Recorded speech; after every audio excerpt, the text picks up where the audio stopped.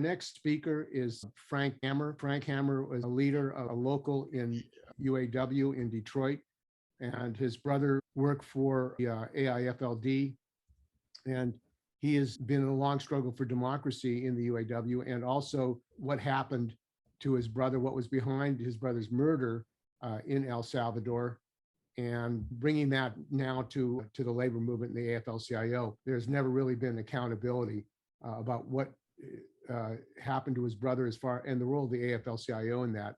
He was former president of UAW Local 909 and is one of the founders of our committee. And welcome, Frank. Thank you very, very much, Steve. And I want to just thank all the participants today for this very, very seminal event, very important event, as it's tied in with the AFL-CIO convention that's going on as we speak. So the talk I'm going to give today is going to be about a confluence of different matters. One is I'm going to talk a little bit about the book you just heard a lot about from Rob McKenzie. And I'm also going to talk about this fledgling new independent union in Mexico called Cynthia, which looks like that, and kind of draw some connections and some important questions. I'm going to start with my activity and solidarity with the Mexican workers who eventually formed this union that I just showed you. My activity began back in October of 2019 when I attended a conference of the Latino Workers Leadership Institute in Dearborn, where we had a Skype call with the GM workers in Silao, Mexico, and about, I want to say 50, 75 workers, many of them auto workers, from the Detroit metro region. This was taking place at the same time that GM workers, UAW GM workers, were out in what amounted to a 40-day strike in connection with the national convention. And the connection between those two, the GM workers in Silao and the US workers on strike, is that the workers at Silao, who made trucks just like UAW members make in Fort Wayne and Flint, they engaged in solidarity actions in support of the US GM workers, and which included rejecting overtime and also protesting speed up, both of which GM was hoping to make up for lost production by the GM strikers. It was a wonderful, lively exchange between the workers assembled in the conference room and the the Silao workers, who, by the way, were huddled in someone's kitchen. And the conference raised spontaneously right on the moment, somewhere between $500 and $1,000 in support of Cynthia, or in support of the GM workers. After that, I and a group of Detroit workers, labor activists, began exploring getting visas for 2 workers, including Israel Cervantes, who was one of the leaders of the GM Silao workers. In early 2020, we were trying to see about getting a US tour and getting some of these workers to come to the US so they can meet face-to-face with auto workers in the States. The visas were denied, and shortly after that, we had the pandemic.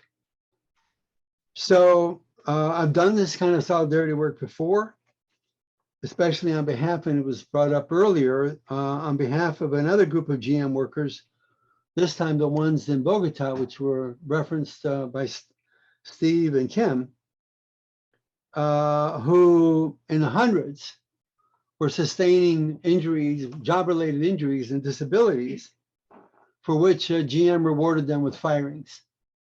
And a group of 68 initiated the tent encampment that was talked about. This is only after pursuing every other avenue for justice. And they initiated an encampment at the US Embassy. And the reason they had an encampment at the US Embassy is because at that moment in time, GM was emerging out of bankruptcy, And the largest shareholder of GM was Barack Obama and the federal government. And they had this faith that appealing to the US government and to President Obama would help to rectify the matter that had befallen them at the hands of GM. Needless to say, that didn't happen. It was also based on the terrible language in the free trade agreement with Colombia. And the upshot of it all is that their tent encampment has now gone into the 11th year. The tent is still erected at the US Embassy, and they're still waging their struggle. There was mention made earlier in regards to the Solidarity Center. I will speak to that briefly.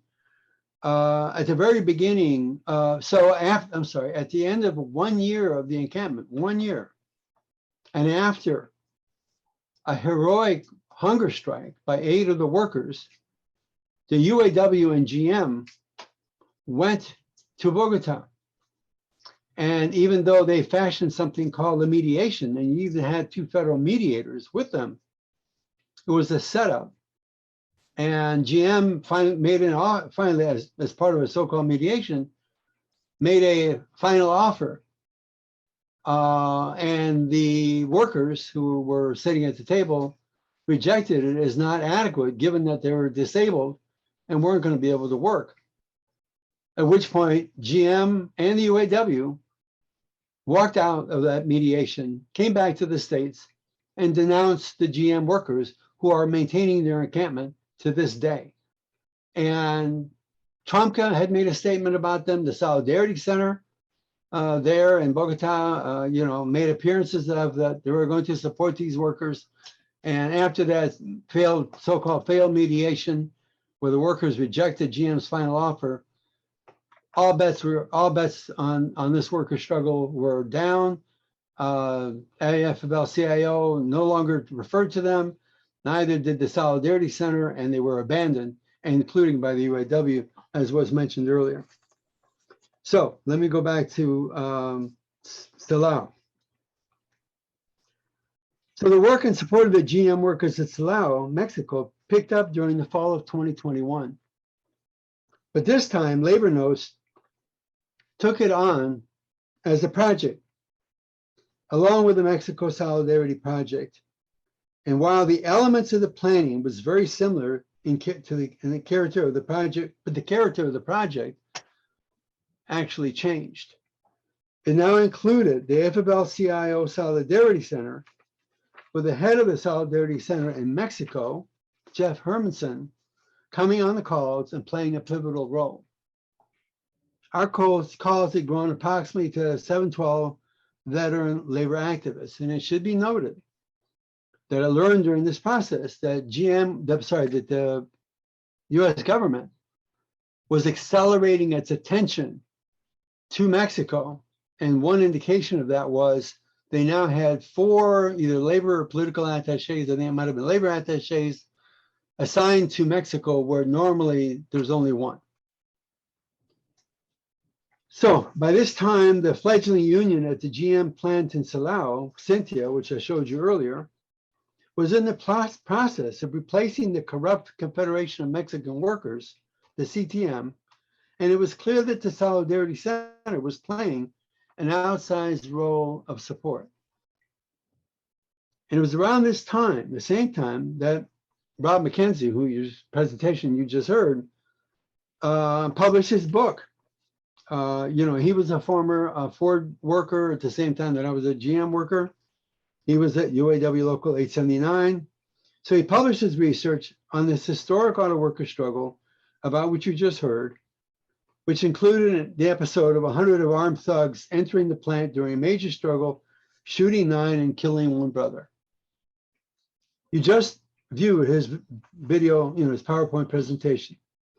As the title of his book makes clear, his focus was on the role of US labor and the CIA on what he calls the coup at Ford in Mexico. And by labor, of course, he means the role of the AFL-CIO, and specifically the American Institute for Free Labor Development, the AFLD. McKenzie's work goes a long way to contextualizing the nefarious operations in Mexico of the Federation and its institute, and in support of the CTM thugs working in hand with Ford management in suppressing the Ford workers' struggle. I should interject that Mackenzie's book is of special importance to me personally, as he devotes an entire chapter to my brother, who Steve mentioned earlier, Mike Hammer, who was an AFL operative in Latin America for close to 20 years before he was assassinated in El Salvador in 1981. I say that only to say here that in the many years since my brother's death, I worked to familiarize myself intimately with AFL's role as part of the US government apparatus, and had my own contentious relationship with the Institute and its director, William Doherty, who we just heard about earlier, which Rob briefly documents in the book. While the focus of his PowerPoint presentation is about his research into the Ford debacle, I would urge workers, and especially auto workers, to read his chapters not only about the role of the AFL-CIO in El Salvador, where my brother had been stationed, where the AFL played the role of dividing and suppressing a revolutionary peasants movement, but also its role in the overthrow of duly elected leftist governments, especially the chapter about Chile, on behalf of the US business class. As Rob's book documents, AFL operated in over 20 countries in our hemisphere from the early 60s until 1997, when the Federation, under the leadership of John Sweeney, disbanded it and two other foreign policy arms active in Southeast Asia and Africa. Mackenzie reports that the year before it was disbanded, a staffer for AFL-CIO President Sweeney confirmed to him that AFL was involved in the suppression of the struggle by the Mexican Ford workers. Rob asked, did that include the CIA? And the staffer answered, yes.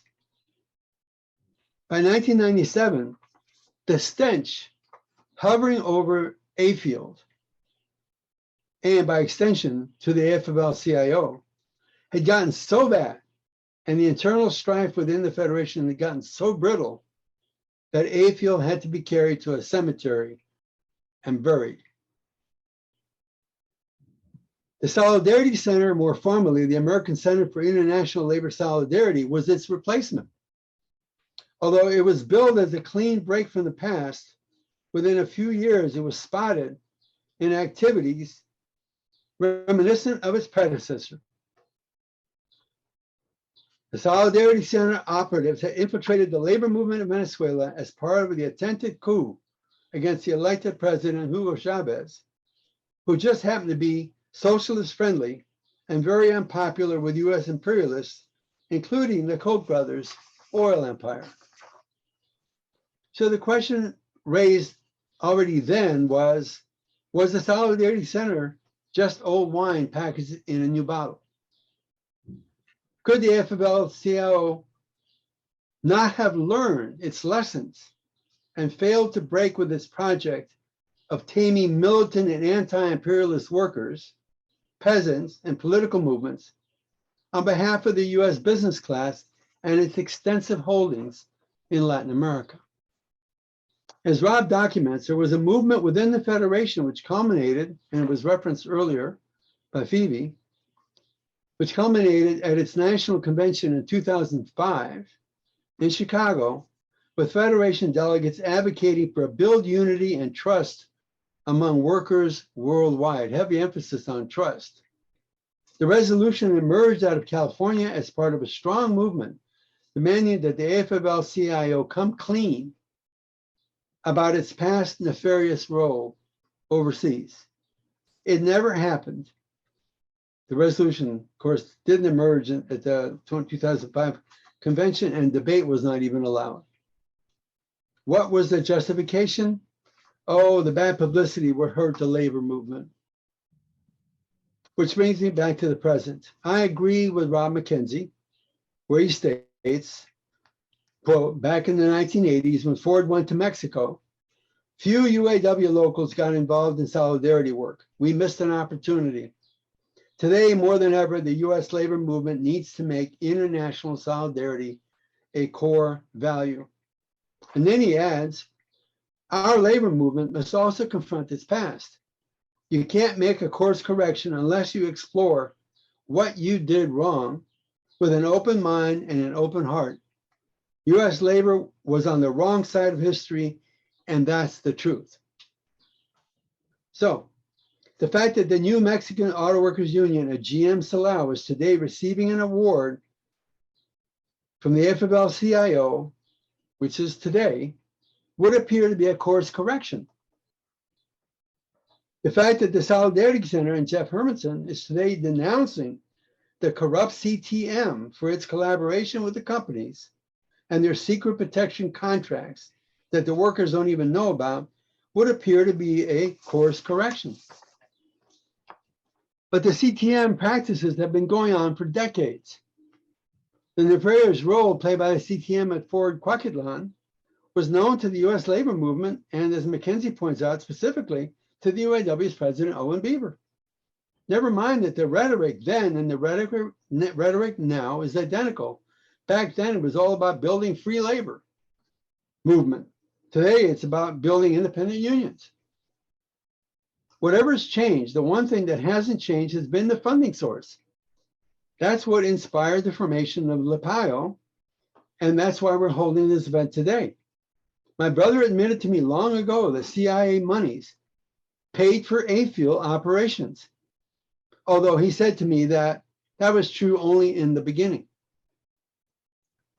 Over 90% of the funding for AFL came from the US Agency for International Development. AFL was straight out doing what the US government wanted it to do. And AFL got straight from conceivably every US corporation that had investments in Latin America. And in 1983, the funding source switched to the National Endowment for Democracy, about which Kim Scipes has already spoken. The NED is the funding source for Solidarity Center, which means whatever money the Solidarity Center has donated, for example, to the cause of Cynthia, is originally sourced from the US Congress and passed through the NED via and then through the Solidarity Center to Cynthia.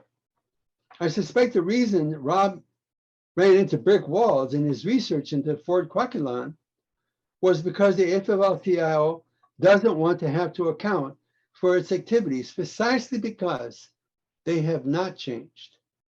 If you repudiate your past and genuinely turn a new leaf, why wouldn't you be prepared to say so? One other note, a lot of left groups and left media are rallying to the new opening in the Mexican labor movement, especially with the success of the rank and file union Cynthia. Labor Notes, for one, is working closely with the Solidarity Center. The award at today's convention, AFL-CIO, is being followed up by more honors for Cynthia just next week at the Labor Notes Conference. It is no coincidence that they're just a week apart. When asked what solidarity activists could do to support Cynthia, Jeff Hermanson said, folks should work through labor notes. What struck me as odd about that is he didn't urge workers to go to their own unions, especially the UAW, which should be the natural instrument for building solidarity, much in the way that Rob McKenzie and his coworkers initiated in the 90s without any institutional union support.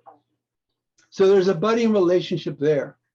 What concerns me greatly is that out of the 200 workshops and plenaries, which will take place at the Labor Notes Conference next week, there's not one about the AFL-CIO, never mind the Solidarity Center, even though the Federation is holding its national convention right now, just a week ahead of the Labor Notes Conference.